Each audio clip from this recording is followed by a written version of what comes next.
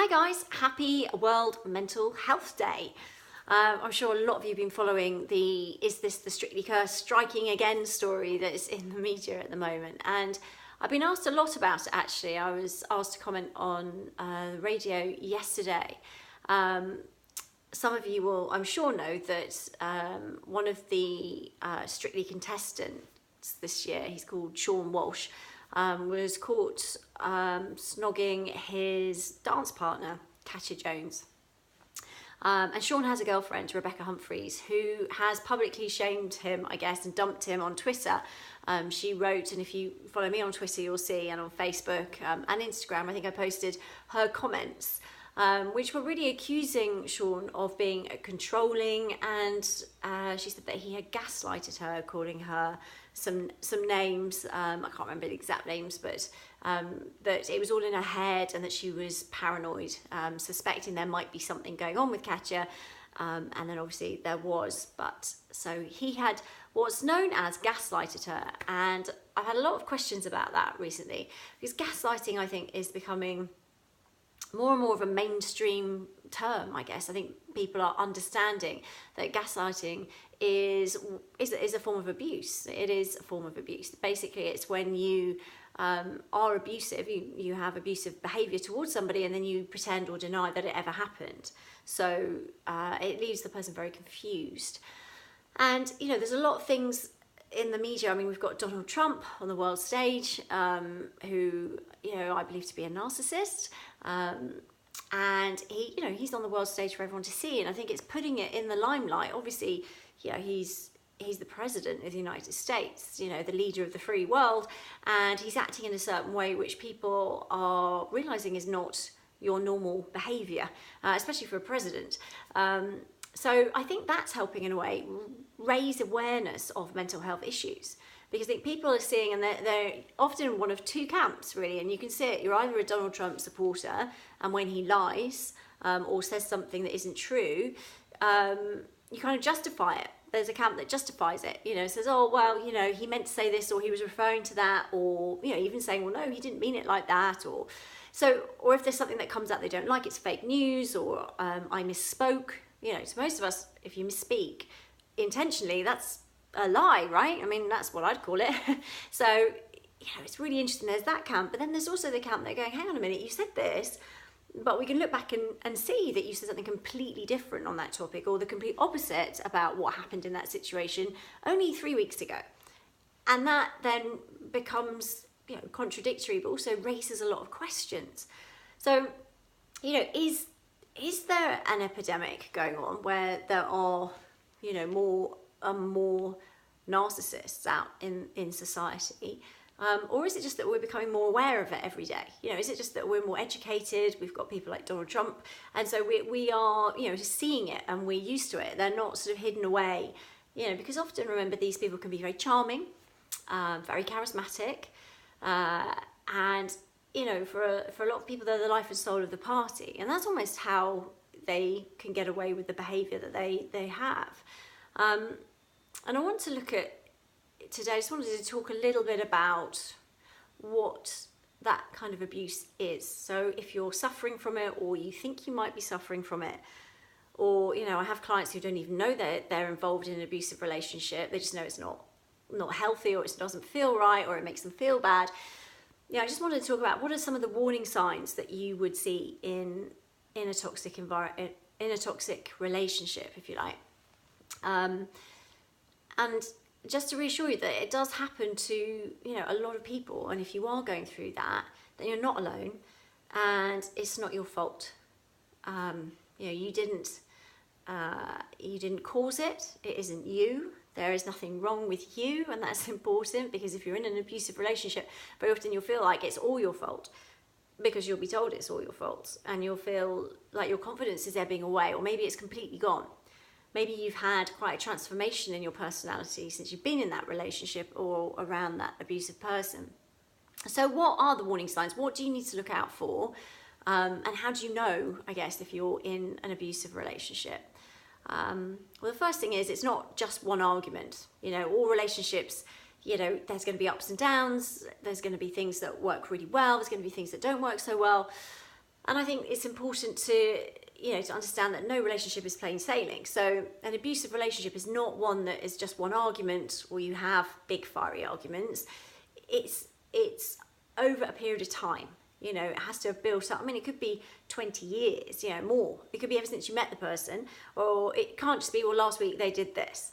What I'm saying is that it's progressive. Quite often it starts off small and then gets worse and worse and worse, because what happens is, if you imagine, we all have boundaries. I call them boundaries. If you imagine a boundary like a brick wall. So you've got, say, a new brick wall built up here, and that's your boundaries, and that represents what is acceptable behaviour for you in a relationship. Now, if you decide that, for example, if your partner said to you, oh, you're not very good at that, or called you a name that you weren't comfortable with, imagine a brick coming out of that. If you don't stand up and say, no, this is absolutely unacceptable, I do not agree with this. If you go, oh, you know what, they're having a bad day. I know, where this came from, or, I know that he had trouble when he was a kid, or I know that she's been, traumatized by something else in her life. Therefore, I'm not going to say anything. I'm not going to cause a fuss. I'm just going to let it go. But what happens is that brick comes out of that wall, and then the height of the wall is lower. So your boundaries, what is acceptable behavior in a relationship, is decreasing. It's getting smaller.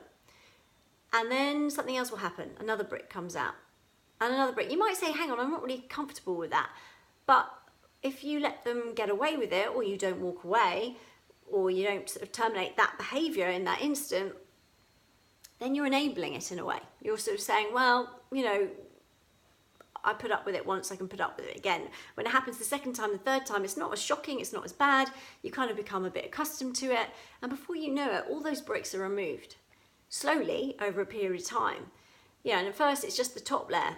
But then some more significant ones start going. Some of the foundation blocks might go. You may have thought at the beginning it was absolutely unacceptable for them to flirt with somebody else or have sex with someone else. But actually by the end of it, you've been convinced in your own mind, and I have a client this week who's going through exactly this, that actually them going out one night a week and having some fun and, with other women is okay. Because actually, they're coming home to them, and it's just part of a process that has evolved over a period of time, a long period of time. So boundaries are representative of what is acceptable behaviour for you. And when you've been in an abusive relationship, quite often those bricks have come out. So it might be name calling, it might be put downs, it might be not having time for you, but over a period of time, that wall has completely disappeared or totally is minimised, decimated. And that has an impact on you and your mental health. Huge, huge impact on you and your mental health, because that's your confidence, your self-esteem, your self-reliance. It is a huge, huge thing. So bear in mind that boundaries are important, and those will have been eroded over a period of time. So that's why it's not just one argument. It's abusive behaviour over a period of time. Another thing to look out for with abuse is that whoever is abusing you wants to scare you. So you kind of feel almost always on edge, sort of when you've got that sort of tight feeling, or you're walking on eggshells. The behaviour might be very unpredictable. And it could be over really, small minor things, and they'll get really, really angry. So maybe you didn't shut the car door when you got out, or maybe you didn't put the keys where they were supposed to be, or maybe you were 5 minutes late for something, or maybe something you said they didn't agree with. Whatever it is, they can go into a complete rage instantly in a heartbeat, super, super fast. Now, that's designed to intimidate you. It's designed to control you, because what it's doing is it's showing you that if you do this or if you do that in that way, then they're going to be unhappy. So they're almost training you to modify your behaviour so that they are in charge, or you're acting out of character, or having to pre-think, if you like, everything you're doing. So thinking, well, if I do this, he's going to do that, or if I say this, she's going to say that. So basically what I need to do is this. Instead of just being you, instead of being free to be whoever you are and doing what makes you feel good. So that's something to bear in mind, I think, is just to look out for, are you walking on eggshells? Do you breathe a sigh of relief when they've gone out to work and the door is shut? Do you get nervous when they come back in? Because even when they're in a great mood, any second they could change, any second. So again, that's something to look for. Small controlling things as well. So sort of saying things aren't allowed. For example, bright nail polish. Are you not allowed to wear bright nail varnish? Or if you don't have the shoes along in a line by the front door. I've got a client who had a husband who got very, very angry, irrationally angry. I mean, crazy angry. Just if the shoes weren't in a line by the front door when he came in from work or whenever he was in the house. So they all were like, when he was in the house, everything was in a line. When he wasn't, they could relax and things were a little more relaxed. But if he came back unannounced, all hell broke loose. And it's those things that, sort of, if you know that they're not maybe even necessarily going to get really angry with you, but that kind of represents to them that you don't love them. So ridiculous things mean that you don't love them, rather than you do it because you want to do it and it makes you feel good. That if you did it, it would be offensive to them and they would take offense from it, and they would take it as if you weren't being kind, you weren't being loving. So you avoid doing things that you would naturally do. Now, of course, in all relationships, you've got to be flexible. If they prefer Chinese, you prefer Indian, you will have to compromise, and that's not being abusive, saying, oh, you know what, hon, I really fancy Indian tonight. Do you mind if we skip the Chinese? That's not abuse. But if it's constantly what they want all the time, then obviously, yes, that is. Or if it's making you feel bad consistently for something, there isn't malicious, there isn't any bad intent, then that is a warning flag. These people feel a sense of entitlement that, it's very selfish. Everything revolves around them. They are, they have needs that need to be met, and they don't care about your needs. It's almost as if you don't have needs. You are there to serve them, and they will take what they want from you whenever they want it, and that is acceptable. So they have a real sense of almost grandioseness, sort of God syndrome, being above, authority, being in charge, being the best at everything. And to make themselves feel better, they will put you down. They're not the kind of people that will make you feel good about yourselves, because that actually makes them feel worse. So they don't have the empathy that we have. They don't feel. They're not capable of these, of emotions of, truly loving someone in the way that that you would. They have a different way of doing it. Usually, love is sort of a kind of gratitude in a way for you doing the things for them. That it's sort of like, oh well, you make me feel good about myself, and adulation is their fuel. That's what drives them to be adored and revered, and held in high esteem. So, if you are doing that, then they'll feel grateful, and that is a kind of their love, I guess, in a way. Whereas it's interesting, they're not really capable of love. They don't care about your feelings or how you feel about things. It's irrelevant. It's totally irrelevant. And the gaslighting is designed to confuse you. It's contradicting. Its impact over a long period of time, which is what abuse is massive self-doubt. You start to wonder whether this happened in the way that you thought it was. You could, for example, be at a dinner party and you'll start talking, and they'll say, you'll have a conversation there, and then you'll go home that evening, and then you'll replay the conversation. They'll say, well, that didn't happen like that. You've made that up. That's not the conversation I heard. It was like this. And you'll be like, no, I was there. This is what she said. This is what we talked about. Oh, you're completely mad. What are you saying? This is crazy. And you'll be like, oh, well, they're saying it with total certainty. Remember, these people are very good at total certainty. They'll look you in the eye and they'll outright lie. And that'll be confusing for you because you wouldn't have seen that before. In most people's minds, if you look someone in the eye and you talk with total certainty, it's because it's true. That body language doesn't match up with the words. So when they're doing the total certainty, it puts seeds of doubt in your mind. So you go, oh, well, maybe I got that wrong then. Maybe it didn't happen like that. Maybe I just imagined that whole thing. Maybe that's just crazy. Maybe I did. And again, it can be over something minor, but it can be over something major. It can be, which is very disorientating and is very, very difficult, to overcome, because once that journey started, it tends to get worse and worse and worse. And again, remember, your feelings don't matter. They will be minimized. They will even enjoy doing things that they know will make you unhappy. So your happiness is of no relevance. In fact, if they know that something makes you unhappy, they may well do more of it. They may well do more of it. That's just how they are. And it will always be your fault. They will never accept any blame. That it's always everybody else's fault, never theirs. So there'll always be an excuse or a reason, or they'll minimise something that you're really, really upset about, as if it's irrelevant. But actually it means so much to you, but again, that doesn't matter to them. Very controlling, and that obviously is a big part of the abuse. Now, control can come in many ways. It can come in physical violence, verbal abuse, so put downs, name calling, just belittling of your abilities, of the way you think, anything from the way you dress, the way you cook, controlling you sexually, like asking for things, asking you to do things you're not comfortable with, or completely shutting you out and making you feel unattractive, or telling you you're unattractive. Controlling who you spend time with. So friends, they'll vet your friends, they'll maybe try and isolate you in a way so that they have more control. So they'll try and cut family bonds, family ties, strong friendships. They'll find that difficult to cope with, so they'll push those people away and encourage you to not hang around with them. They might tell you what to wear. They might control you online as well. They might follow everything you do on social media, but also they may do things, and I have clients that this has happened to, they may put tracking systems on your phone, for example, or on your car or your iPad or whatever. They may go into your personal information on your laptop and go through your emails when you're asleep or not in. They may check your pockets. They may, all these things are very controlling. And so you almost feel trapped. And if you went, for example, I had a client the other day who she used to like going to get her nails done. And when she went to get her nails done, her husband would always be calling her, "Where are you? Why aren't you at work? What are you doing? What are you doing? Can you come back to the office?" Because they work together.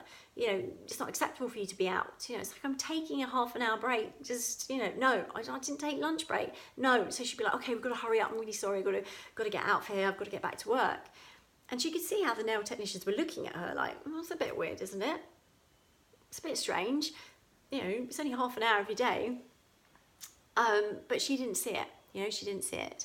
But she felt it, and almost you get sort of sucked into this vortex of this toxic environment, and you lose your ability to see clearly because it's so foggy. The gaslighting is so foggy. Once you start to self-doubt, it's very difficult because the confidence is going down and you're questioning everything you do. So the more that happens, just the more difficult it is. It just becomes more difficult to extricate yourself from that.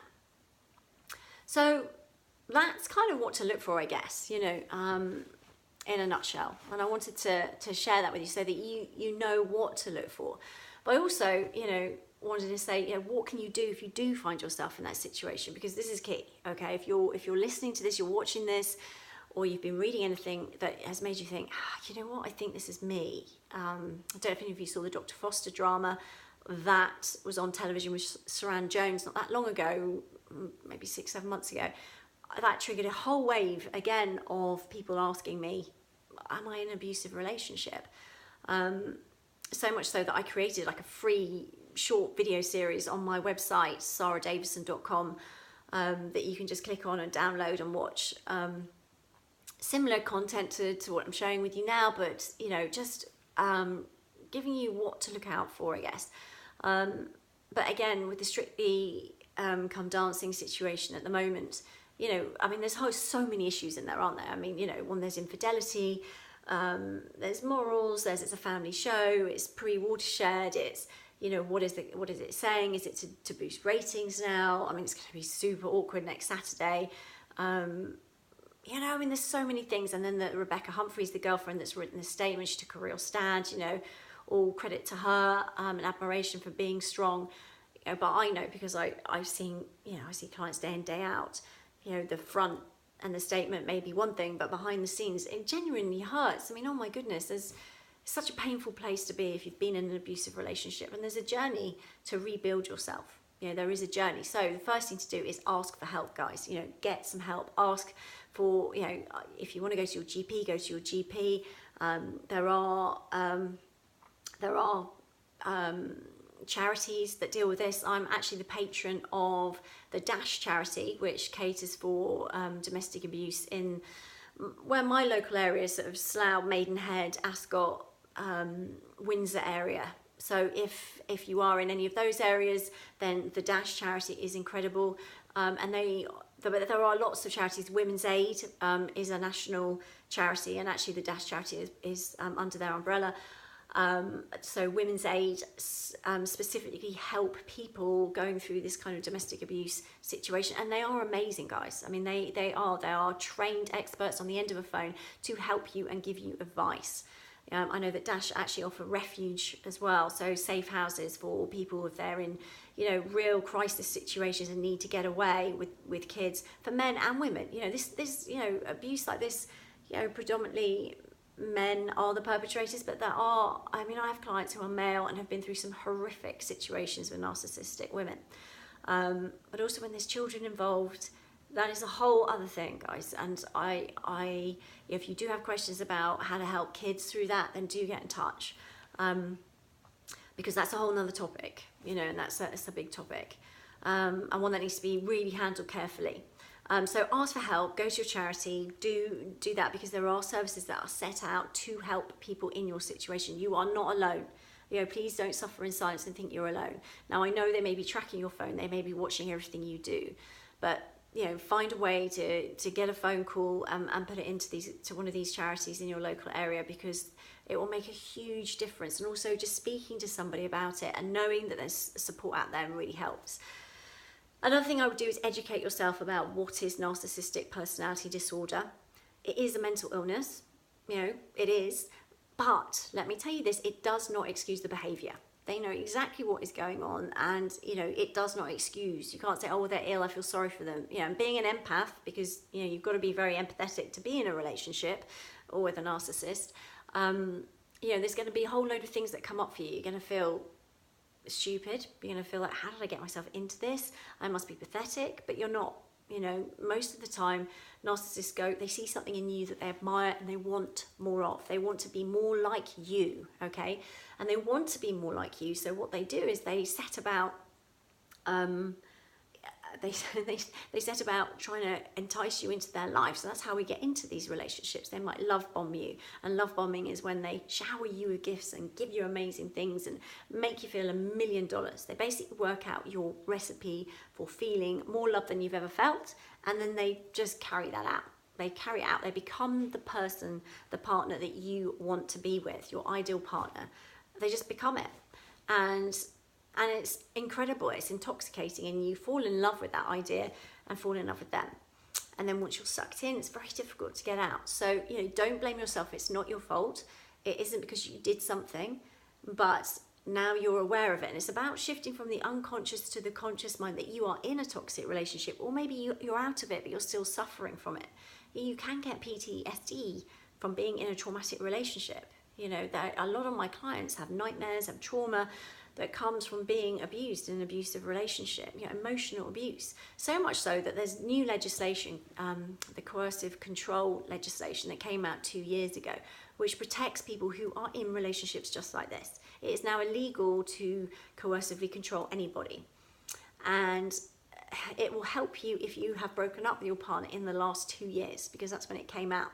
So if you broke up with them, more than 2.5, 3 years ago, that it doesn't cover you, I believe, but get legal advice on that. So I'm not a lawyer, but my experience of that is that you have to have broken up with your partner within the last 2 years for that to actually help you. But even if that legislation can't help you, the charities can. So is lots you can do. There's a lot of support you can get in place. It is a criminal activity to coercively control anyone.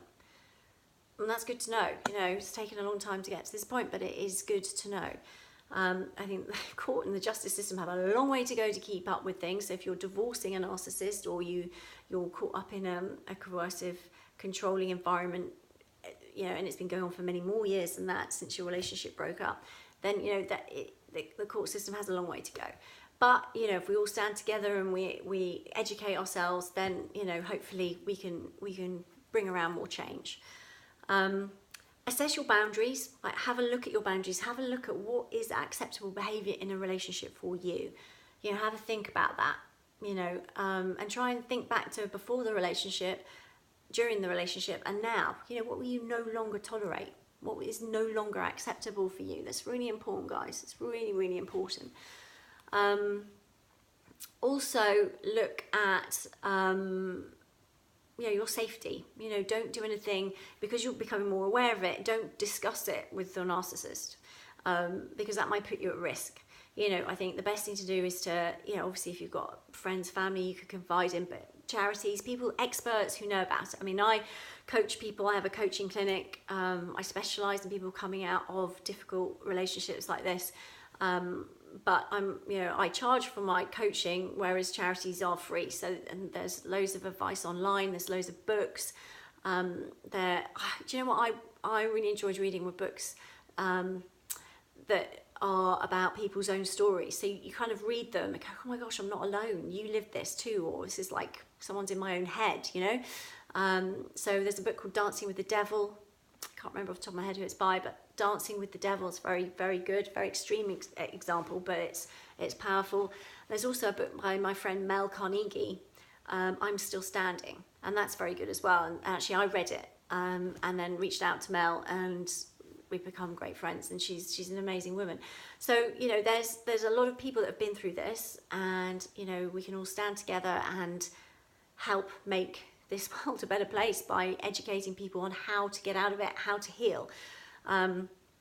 So it's about taking small steps. Don't overwhelm yourself, and definitely don't beat yourself up about having been in this kind of relationship or being in a relationship like this, because guys, it's not your fault. You need to know it's not your fault.